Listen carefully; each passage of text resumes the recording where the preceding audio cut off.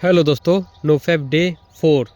तो कल मैंने बात किया था चाह के बारे में कि अगर आपका दृढ़ निश्चय है, चाह इतना स्ट्रॉन्ग है, जैसे पानी में डूबा हुआ आदमी, उसको क्या चाह होती है? बस सांस लेने की, कि बस मुझे किसी तरीके से सांस मिल जाए। सोना, धन दौलत कुछ नहीं चाहिए, बस सांस चाहिए।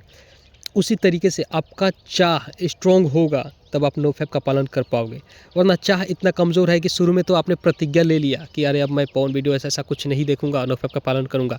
मगर जैसे ही 10 15 20 दिन हुए, आपका चाह कमज़ोर होने लगा कि कोई दोस्त अपने फ़ोन में वो सब देख रहा है, आपने ताका झाकी शुरू कर दिया, फिर किसी का वायरल हो गया, आपने देख लिया।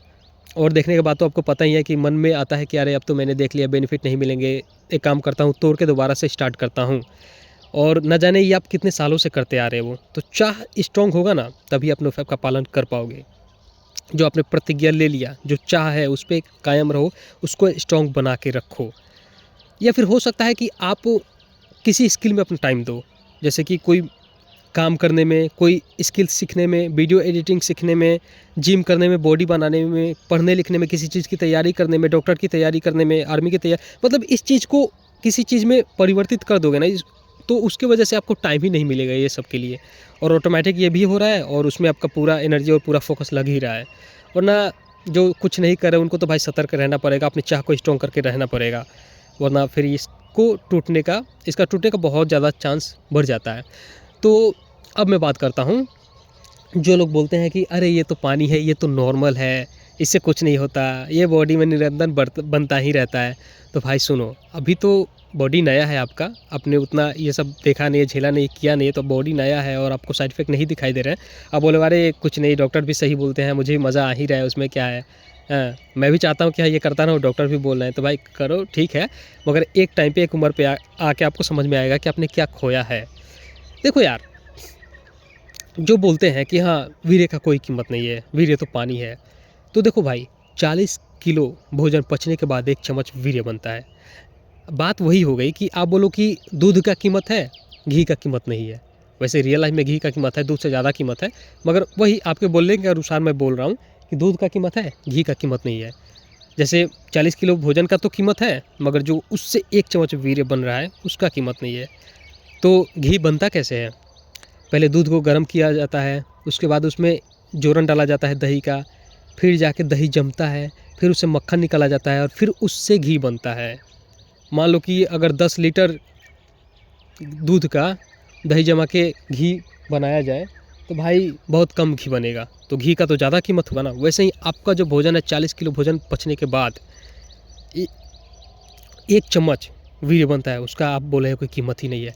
भाई देखो, आप 10 50 हज़ार आदमी मिलके वीर्य को नहीं बना सकते। हाँ, जैसे आप हाथों से बनाते हो ना, डॉक्टर्स वगैरह जो भी हैं, कि कार बना लिया, हवाई जहाज़ बना लिया, तो मिसाइल बना लिया, बहुत चीज़, मोबाइल फ़ोन बना लिया, मगर आप वीर्य नहीं बना सकते। मगर वो वीर्य 1000 2000 3000 लाख आदमी बना सकता है। आप अपने हाथों से नहीं बना सकते, मगर वो चीज़ आपको बना सकता है, आपको। तो फिर भी आप बोले कीमत ही नहीं है।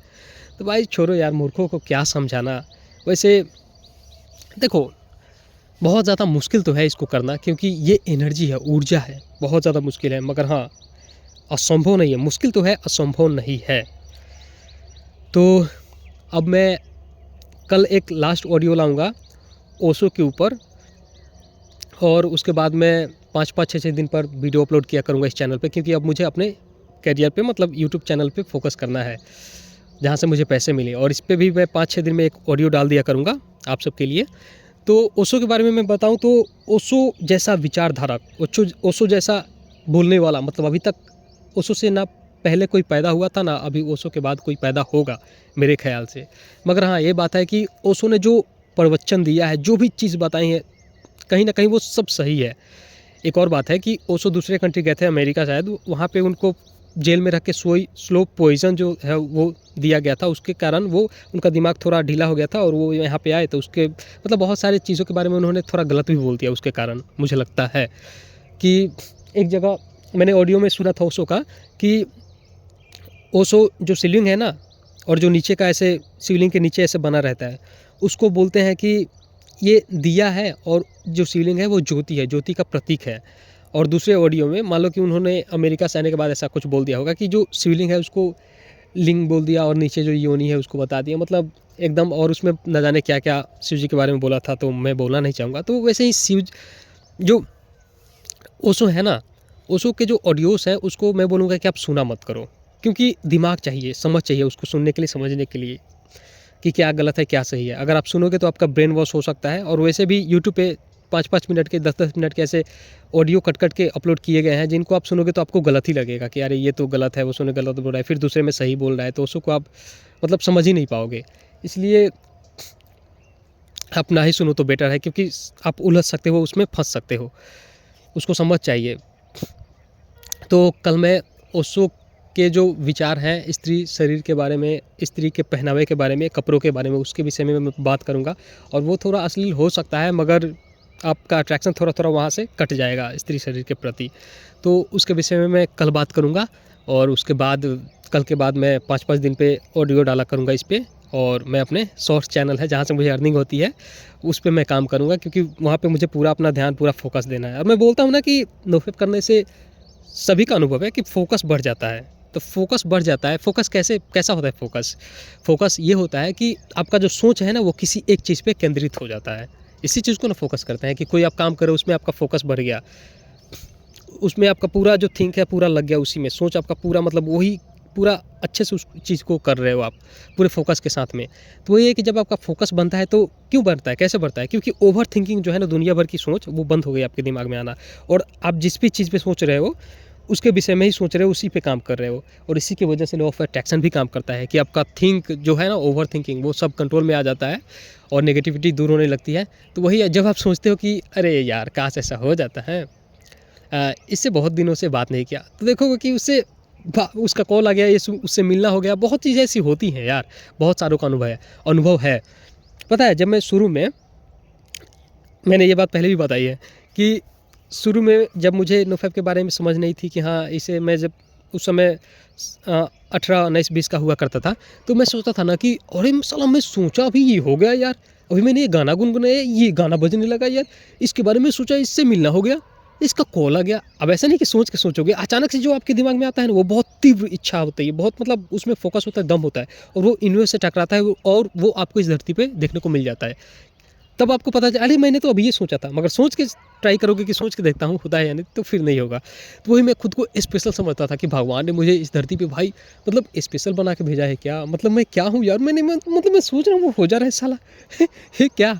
मगर बाद में धीरे धीरे जब मैं इस जर्नी में आगे बढ़ता गया और बहुत सारे भाइयों का एक्सपीरियंस मैंने सुना, तो मैं समझा कि मैं कोई स्पेशल नहीं हूँ, मगर हाँ जो नोफेप करता है वो स्पेशल है। अब मैं बोलूँगा कि मैं ब्रह्मचर्य भी कर रहा हूँ भाई, मतलब मिड लेवल का ब्रह्मचर्य, वो हाईएस्ट वाला नहीं, क्योंकि मैं मांस मछली कुछ भी ऐसा नहीं खा रहा, जंक फूड को भी अवॉइड कर रहा हूँ। तो इसको ब्रह्मचर्य भी बोल सकते हैं। अरे ब्रह्मचर्य नोफेप क्या है, बस इसमें आपको सीमेन को ही बचाना होता है। अब ब्रह्मचर्य में बहुत सारे नियम होते हैं, सुबह उठ के योगा प्राणायाम, भगवान की पूजा करना, बहुत सारे होते हैं। मगर उसमें अगर आप सीमेन को हटा दो, सीमेन रिटेंशन ना करो उसमें, तो आपका सारा उसमें कुछ भी नहीं माना जाएगा। तो मेन तो जैसे गाड़ी है ना, उसमें जैसे ट्रेन है, तो ट्रेन में मेन इंजन है इंजन के बिना ट्रेन नहीं भाग सकती, वैसे ही ये वीर्य है। तो नोफेप हो या ब्रह्मचर्य हो, वीर्य ही मेन है। तो बाद में मुझे समझ में आया कि हाँ भाई, मतलब नोफेप जो करेगा, जो वीर्य बचाएगा, उसमें ये सारी वही स्पेशल है, सारी क्वालिटीज़ उसमें आती हैं और सब कुछ उसका बदलने लगता है। तो बस भाई, मैं और आप सब मिल के 1 साल नोफेप का पालन करें और देखें हमारे अंदर क्या बदल जाता है। मतलब ठीक है, गलत आपको लग रहा है, बेनिफिट नहीं मिलता है, सब बेकार है, सही है यार, मान लेंगे कि हाँ इससे कुछ नहीं होता, नोफेप बेकार है, सीमेन रक्षा करना सब बेकार है, कुछ नहीं होता इससे। मगर हाँ, 1 साल पालन करने के बाद, क्योंकि किसी चीज़ को हम करने के बाद ही उसके बारे में डिसाइड कर सकते हैं कि सही है या गलत है। पता है, जब आप 1 साल पालन करोगे तो आपके साथ क्या होगा? जैसे कोई लड़की होती है, तो जब वो गर्भवती होती है, तो उसके बॉडी में जो बच्चा बनता है ना, वो 9 महीने लेता है। 9 महीने के बाद उसका शरीर का विकास होता है और फिर वो लड़की उस बच्चे को जन्म देती है। वैसे ही आप अपने अंदर 9 महीने से लेके 1 साल तक अपने वीर्य को बचाओगे अपने अंदर, तो आप अपने अंदर एक नए व्यक्ति को जन्म दोगे, जो कि अभी आप जो आपका शरीर है, जो दिमाग है, जो सोच है, जो आपका बॉडी है, वो कई गुना ज़्यादा बेटर होगा उस समय, क्योंकि आपने खुद के अंदर खुद को एक नए वर्जन में जन्म दे दिया है। ये बातें थोड़ी डीप हैं यार, करके देखो आप और हम, फिर डिसाइड करेंगे कि हाँ गलत है कि सही है। वैसे तो मैं भाई बहुत रिस्पेक्ट करता हूँ सीमेन का, NoFap का, बहुत ज़्यादा, बहुत बहुत बहुत ज़्यादा। मगर फिर भी जो नहीं मानते हैं उनके लिए है कि करके देख लो, उसके बाद डिसाइड करना कि सही है या गलत है। तो चलो यार, 10 मिनट का ऑडियो हो चुका है, मिलते हैं कल के ऑडियो में।